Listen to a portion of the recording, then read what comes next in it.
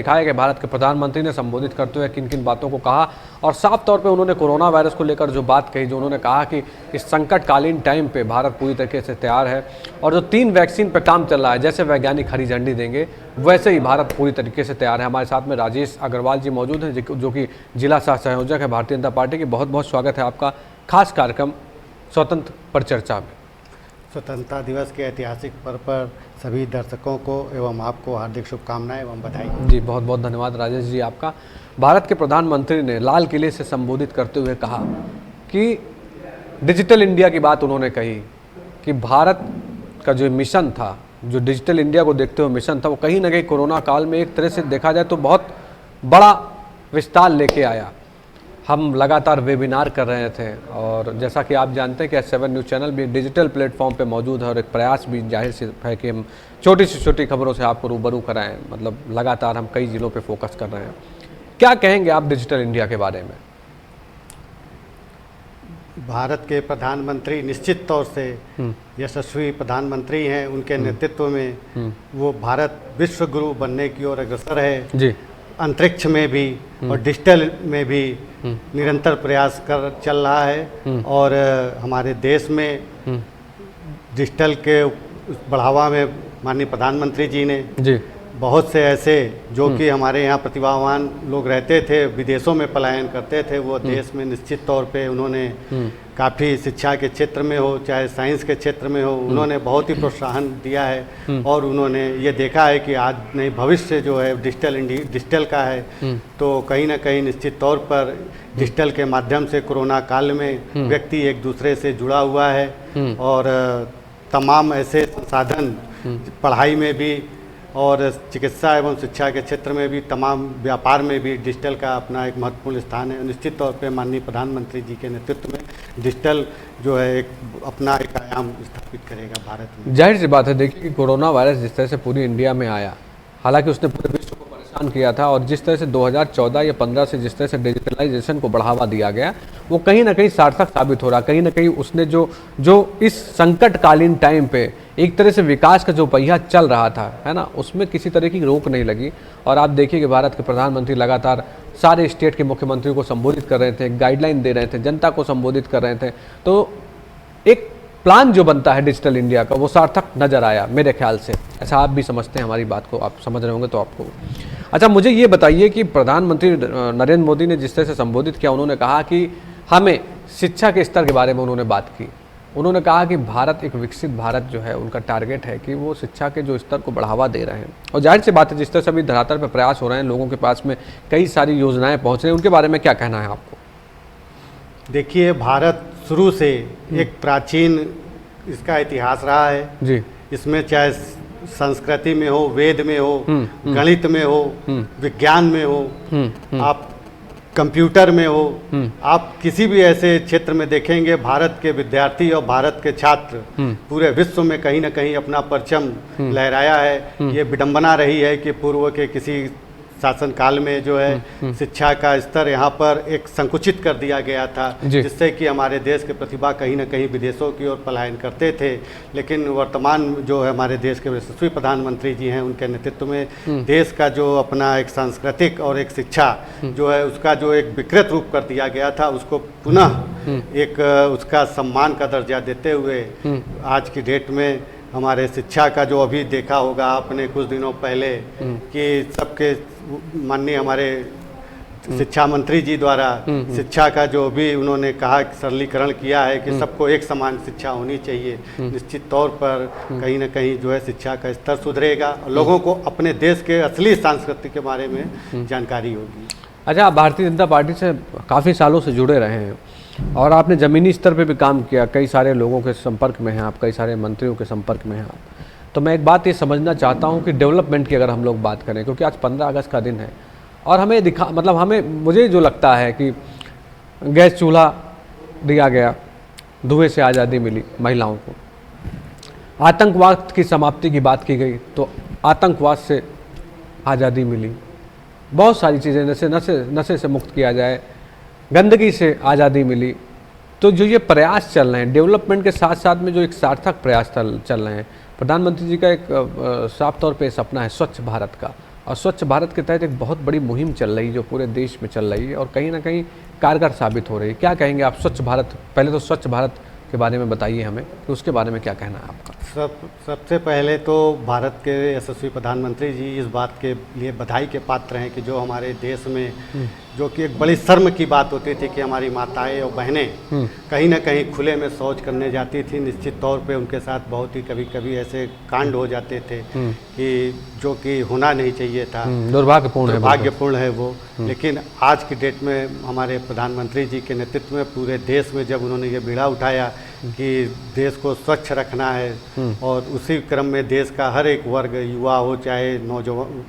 बुजुर्ग हो चाहे किसी भी क्षेत्र के कोई भी सेलिब्रिटी हो, क्रिकेटर हो, कोई भी, सब इस मुहिम से जुड़ गए। उनको ये लगता है आज भी डेट में जब भी बच्चे किसी गाड़ी से कहीं सफ़र करते हैं तो पहले क्या होता था कि कोई व्यक्ति बड़ा हो या कोई कार से कोई सामान बाहर फेंकता था तो आज बच्चे भी टोकते हैं, जरूर करें पापा ये क्या कर रहे हैं। निश्चित तौर से अपना देश जो है एक क्लीन इंडिया की ओर बढ़ रहा है। जब अपना देश स्वच्छ रहेगा तो स्वास्थ्य पे भी इसका बहुत बढ़िया असर पड़ेगा और व्यक्ति स्वस्थ भी रहेगा।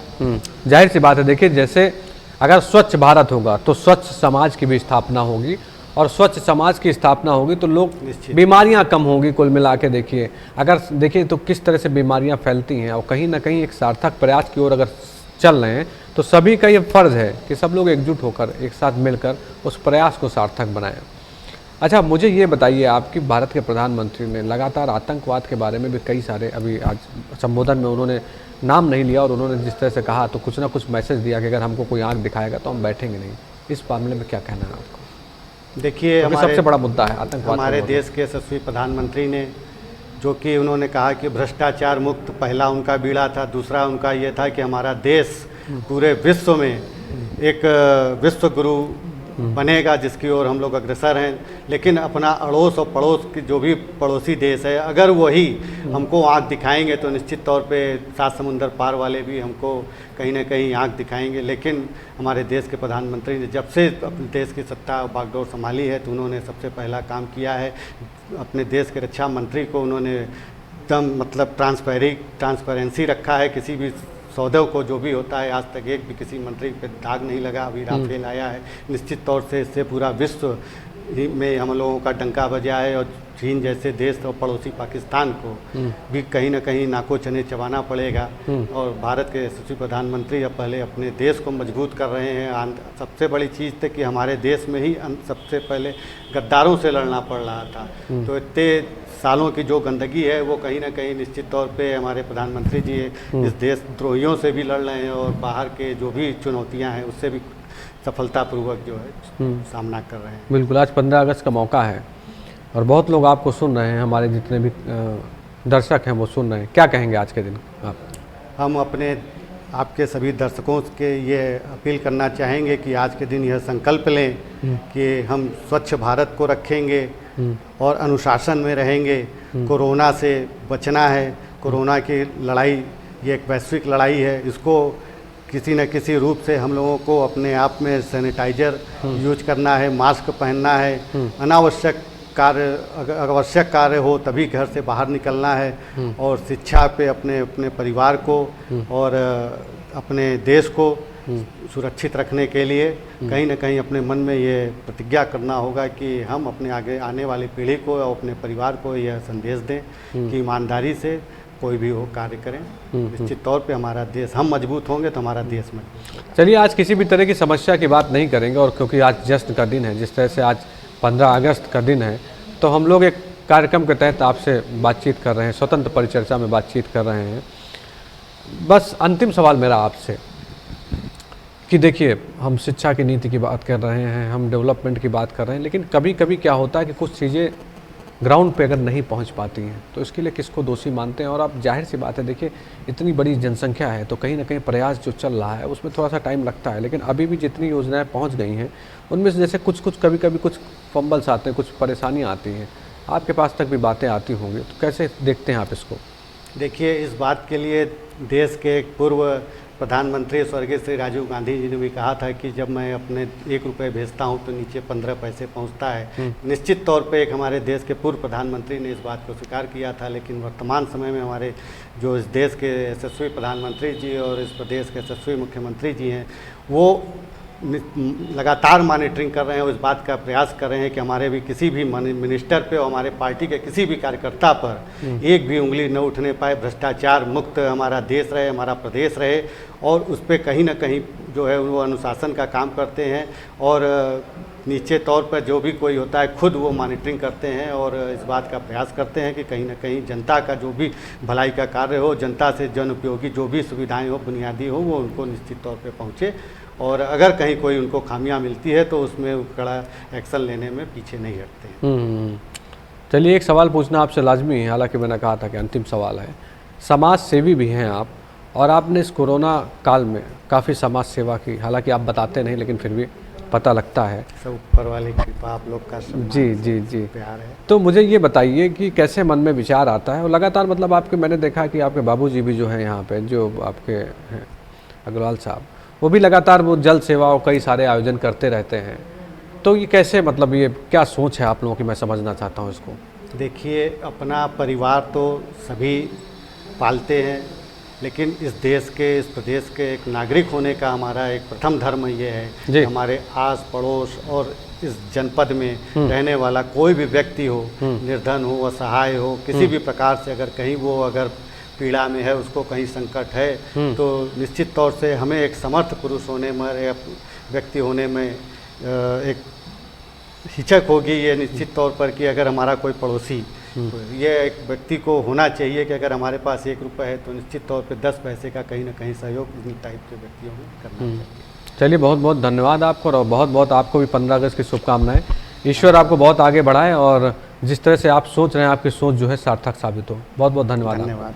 तो मैं बता दूं आपको कि 15 अगस्त के मौके पर S7 न्यूज़ चैनल लगातार आपको लाइव कवरेज दिखा रहा, और लाइव कवरेज के तहत हम रायबरेली के कई सारे लोगों से खास बातचीत कर रहे हैं, हम लखनऊ से कई सारे लोगों से बातचीत कर रहे हैं, मुंबई से हमने बातचीत की, दिल्ली से भी लगातार बातचीत कर रहे हैं। लाइव कवरेज में हम आपको दिखा रहे हैं कि किस तरह से स्वतंत्र परिचर्चा हो रही है और हम खुलकर बातचीत कर रहे हैं। अभी फिर मैं आपसे रूबरू होऊंगा, फिर एक नए किसी हस्ती के साथ बातचीत करूंगा। तब तक देखते रहिए S7 न्यूज़ चैनल, और सुरक्षित रहिए, अपना ध्यान रखिए, बाज़ारों में कम मत जाइए और मास्क लगाइए। नमस्कार।